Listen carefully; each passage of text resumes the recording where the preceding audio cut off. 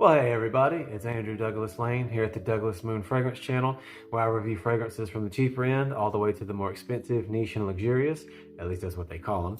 And today I'm going to be reviewing something I've been very excited for, and that would be Jean Paul Gaultier's Male Elixir Absolu. I'm not French. I don't know if I pronounced that well or perfect or whatever, but I did do my best.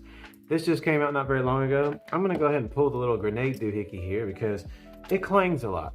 One of my all-time favorite designer fragrances and one of my wife's favorite fragrances of all time is Male Le Parfum and original Male Elixir. So I've been really looking forward to this. I've obviously smelled this already, but I'm excited to talk about this with you because it's definitely at the core very similar to the original Male Elixir, but it's very different. If you smelled Male Le Parfum, Male Elixir, all of those are completely, to me, very different from the original Male Eau de Toilette. But the rest of them have like a similar DNA, naturally, but they have a little spin to them. This is a 4.2 milliliter, 4.2 fluid ounce. Don't know what the milliliters is of that, but whatever. And this was, I believe, 175. It comes in a 2.7, I think, or something like that. It is what it is. I'm on the website, but it's kind of hard to navigate. It moves, at least on my phone, it moves all over the place. But let's talk about the marketing for this bad boy real quick. It says, on this male's skin, what glitters is gold, and an abundance of intoxicating scents. First, utterly alluring notes of fleshy plum take hold. Then a gust of sensuality sets the air ablaze. At the heart of this powerful elixir, iconic lavender reveals the essence, warming and caressing the skin. Yeah, okay. Rounding it off, exquisite tonka bean. Dive in and immerse yourself in scorching intensity. Well, I mean, it pretty much told you the notes. I mean, it says it here in big letters on their website. Lavender, plum, tonka bean. So, again, I've already smelled this. The bottle, I mean, honestly looks almost identical to the original Male Elixir. The only difference with this is these little lines right here are all gold. The whole bottle's gold. The original had little lines going through it. Sometime soon, I'll do a comparison video between the two. But let's go ahead and see the atomizer. They actually are typically pretty good with these. I don't know if you can see that, but they come out in a really, really good dense blast. Instead of like a Febreze style sprayer, it's a little longer than a lot of fragrances are, but it comes in a really good, narrowish, dense blast. And let's put some on the arm here. Give it a second to cool down. One thing I cannot recommend enough is if you spray a fragrance, please, for the love of God, don't just shove it up your nose. As a matter of fact, try not to shove any of them up your nose, but I don't know why I did that. Don't want that crazy rattling. But you got to give them a second to chill out. Especially after I sprayed this on. It's very thicky runny, which sounds gross. Ooh. Oh my God. I just realized what this smells like to me. At first blast, this smells like Rich Boy's Juicy Fruit. If anybody's ever tried Juicy Fruit gum, I don't know if they have that around the world. I hope that might not sound stupid. I don't know. But Juicy Fruit gum, something I grew up with. I'm about to be 32 years old. All my life as a kid, especially in the early 2000s and 90s, it's all about that Juicy Fruit. That's what it smells like. It's honestly very bubblegummy. I think some people said that about the original Male. That plum is really strong with the tonka bean, giving it like a very pretty bubblegummy type of smell. It doesn't smell cheap. Because I'm saying bubblegum, this doesn't smell cheap at all, but if I had to be completely honest, there's a more rich, maybe sensual type of masculine feel, or maybe even unisex to be completely real with you, but a very more sensual, darker feel with the honey notes and the tonka bean and the original Male Elixir. This is supposed to be intense, and I will say it is a little bit more radiant, but the Male Elixir already is like extremely loud and very long lasting.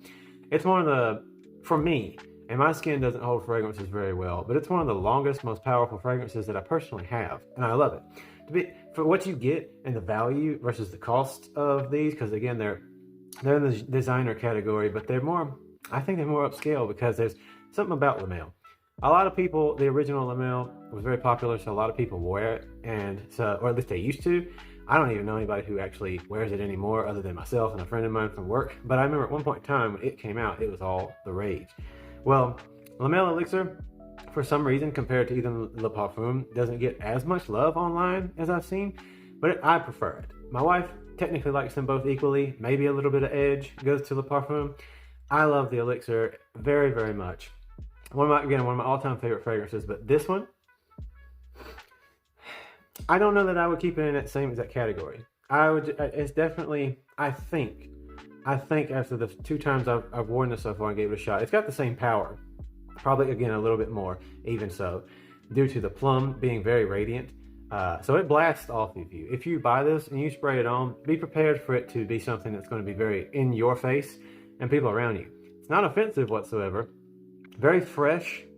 I could see this as a springtime fragrance, but then again, honestly, wear with them when you want. But I could see this being springtime, leaning towards early summer.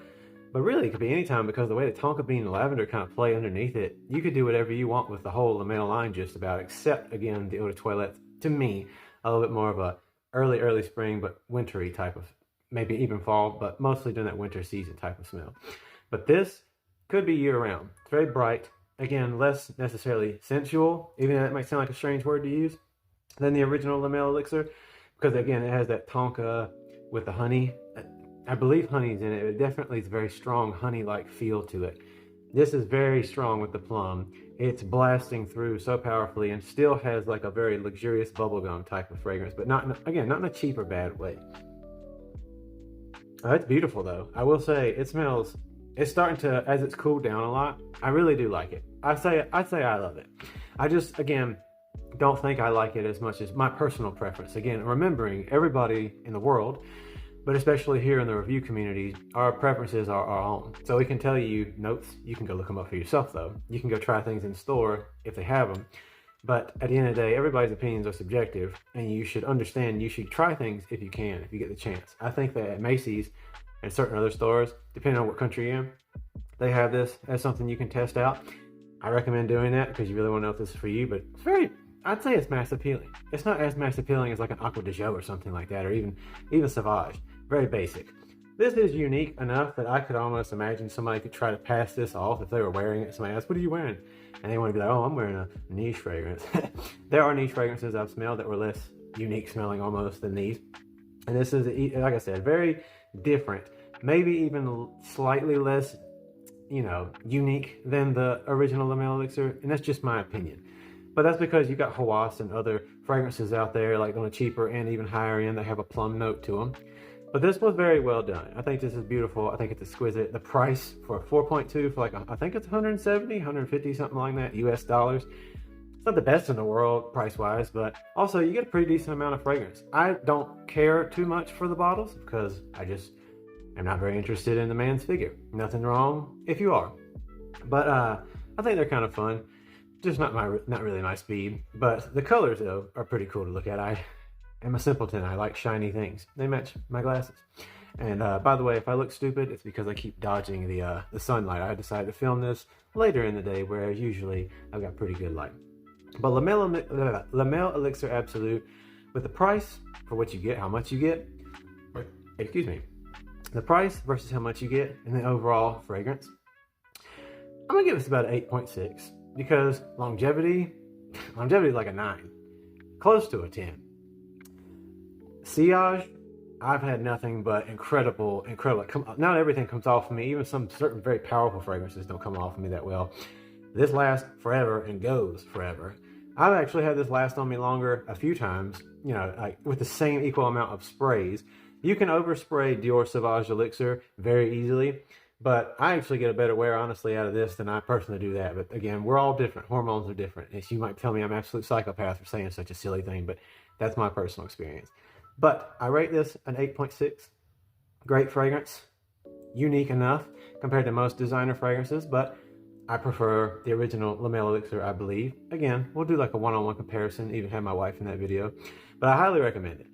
Go try things before you buy them. But this is an easy recommend because it's very appealing. People will love this. Men and women. Not everyone, but a lot of people will probably love this because it's just beautiful, luxurious, very worth it. You can't go wrong with any Le Male basically, but Le Male Elixir Absolu, I think it's a home run. Or close enough to it. It'll get you to third base if nothing else. Metaphorically. But anyway, Jean Paul Gaultier's Le Male Elixir Absolu just came out. I think it's fantastic. Go give it a shot, but it's an easy buy. everyone's it's all up to, you know, beauty's in the eye of the beholder. Sniff, same difference. I think it's fantastic. 8.6, I love it. So thank you guys so much for watching. Thank you so much for the 40,000 subscribers. I know to people who probably have hated listening to me ramble, if you've watched this far or you think I have a stupid face, I don't care. I agree. I welcome you here anytime. Give me your thoughts. Give me your opinions. Tell me what you think about Jean Paul Gaultier's Male Absolu Elixir if you've got the chance to smell it. Let me know if you've enjoyed this review. And let me know what else you'd like to see me review, because even though I'm scatterbrained in this video, I try to be as raw and honest as I possibly can so that you know what I personally think is just a regular person, not rich, not sponsored, just love fragrances, and just share my thoughts with you and love to hear yours. So again, Andrew Douglas Lane, Douglas Moon Fragrance Channel. Please subscribe, check out my other videos. I swear they're not this crazy and random most of the time, but I'm just having a lot going on right now. But Jean Paul Gaultier's Male Elixir 8.6, fantastic fragrance. I'll see you guys next time.